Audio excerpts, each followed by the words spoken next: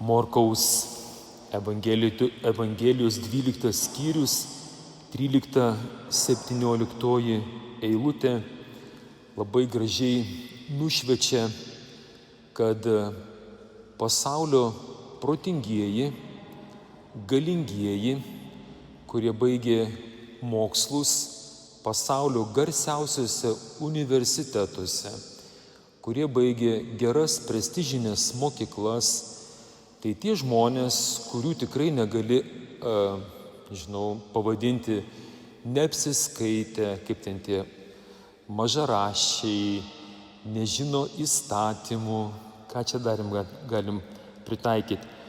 Neišmano savo pareigų, nes čia yra žmonės fariziejai ir erodininkai. Ir jie puikiausiai įvardina, kad 100% žino, kad Jėzus Kristus yra kelias, tiesa ir gyvenimas. Jeigu tai būtų mūsų laikais, būtų galima pasakyti, kad šie valdžioje esantis žmonės, kurių rankose nacionalinė televizija, kas čia dar, spauda, jie yra galioje, ar ne? Jie didžioji dauguma pakrikštyti katalikų bažnyčiai, prie pirmos komunijos, gavę sutvirtinimo sakramentą, kas čia dar, susituokę tikriausiai bažnyčioje. Jie žino, kad yra 10 Dievo įsakymų. Taigi, jie tą ir sako. Sako, mokytojau, mes žinome, jog esi tiesakalbis ir niekam nepataikauji. Toliau, tu nesižvelgi į asmenis, nesi korumpuotas, bet mokai Dievo kelio, kaip reikalauja teisybė. Čia jūs girdit, ką sako valdžia. Čia konstatuoja pasaulis. Toliau eina toks kontekstas. Visos žinios, kad Jėzus ir Jėzaus mokymas apie šeimą, 10 Dievo įsakymų,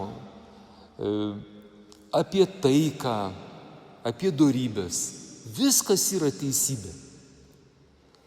Pasirodo, nereikia mokyti tų, kurie leidžia įstatymus, jiems baksnuoti pirštu, kad žiūrėkite, jūs čia kažką blogai darot, jūs einate prieš Dievo valią. Jie viską žino.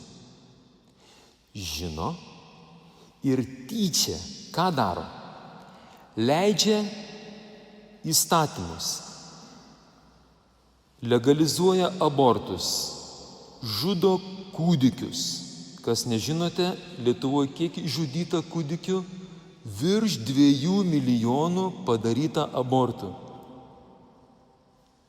Jūs girdit mane labai gerai. Virš 2 milijonų padaryta abortų Lietuvoje nuo 1955 metų, kai buvo legalizuotas. Mūsų nepriklausomoj Lietuvoje po kovo 11 įžudyta netoli 1 milijono.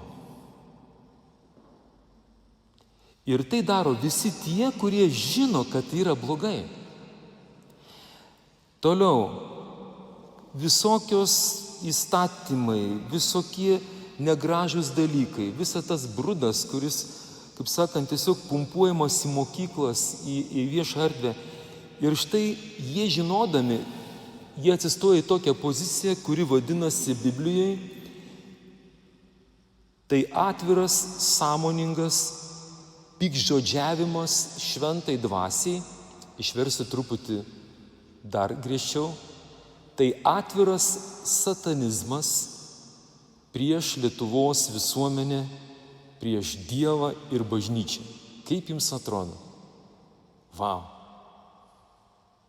Ir čia nėra mano filosofija, čia taip parašyta. Pasaulio valdžia, įstatymai, konstatavo, kad Jėzus ir jo mokymas visiškai teisingas. Ir štai žinodami, jie turi tikslą ne klausyti Dievo, bet nužudyti Dievą. Nėra kur trauktis. Žinot, kai toks dalykas, kai tu išgirsti Lietuvoj, šiurpuliukai eina per nugarą, nes reiškia visos sąlygos karui, marui, badui ruošiama.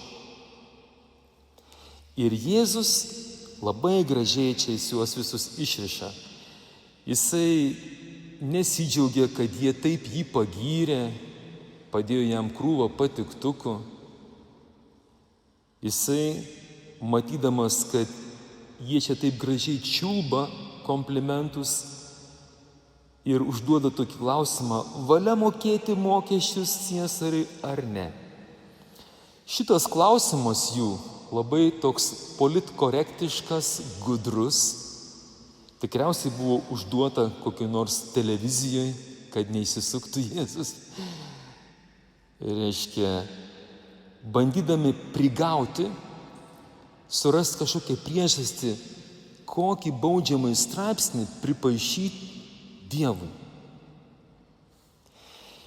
Ir matydamas jų veidmainystę, Jėzus prie visų, dėl to mes ir turim šį tekstą, sako, kam spendžiate man pinklės, ir tada jisai perima visą situaciją į savo rankas, jie atsidūrė šitie pasaulio protingieji, galingieji eilinį kartą kvailiukų vietoj, nes Jėzus į jų klausimą atsako klausimu. Jis neleidžia šio pasaulio galingiesiems vadovauti situacijai. Jisai juos padaro mokiniukais.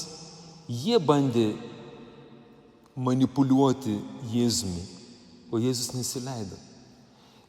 Tada jis sako, atneškit man denarą. Ir jie kaip maži vaikai, tėva galingieji, tapu, atnešė tą denarą ir žiūrėkite, toliau viskas vyksta pagal Jėzaus scenarijų. Vaikučiai, ką čia atnešėt? Pinigą. Gerai. Kieno čia atvaizdas ir įrašas? Taip griežtai. Tai čia Ciesorius. Tai ir atiduokit, kas priklauso Ciesoriui, kas Dievui. Jisai mumis Jėzus mokina kalbėtis su šio pasaulio protingaisiais, žurnalistai, politikai, bet kas yra pasaulis. Į klausimą atsakykite klausimais, mokykitės iš Jėzus, nes jisai prašo, mielieji, čia žinokit, būkite gudrus kaip žalčiai, neklastingi kaip balandžiai. Va tokie turim būti krikščionių šiandien. Ir kas tada bus? O bus tai, kad viešpats, jis tau pagelbės, jis mums pagelbės, kurie esam geros valios žmonės, kurie galbūt negalim pakeisti čia tų visų, situacijų, ideologijų ir taip toliau, bet dėka Dievo, dėka tokių išmintingų kaip jūs, mes galim bent savo namuose neleisti, kad blogis manipuliuotų gražiais dalykais, prisidengdamas įstatymais, teisėm ar dar kažkuom, bet visada paviešinti blogį ir būti ištikimais Kristaus tiesai ir neleisti pasauliui diktuoti savo sąlygų. Amen.